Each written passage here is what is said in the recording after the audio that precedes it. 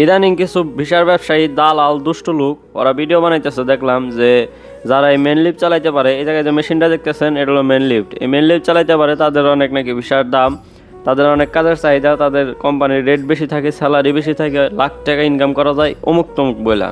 আমি সবাইকে সাবধান করতে চাই যে কেউ এইসব কথার চক্করে পড়েন না, কারণ এই দেখেন এই জায়গায় একটা হলো 16 মিটার লম্বা একটা বিল্ডিং। এই জায়গায় কি চঙ্গ ব্যবহার করে বা সিগালা ব্যবহার করে কাজ করা সম্ভব? আগে একটা সময় ছিল যখন সিগালা আর চঙ্গ দিয়ে কাজ হয়ে যেত।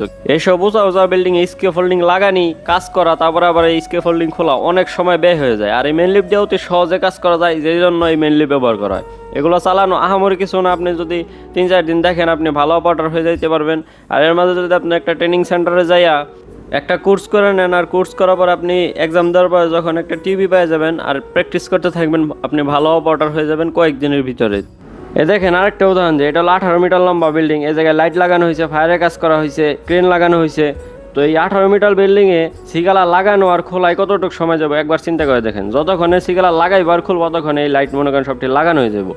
আমি বলবো যে কেউ এই দালালের চক্করে পড়বেন না, এটা রেগুলার ইউজ হয়, আজকে নতুন না।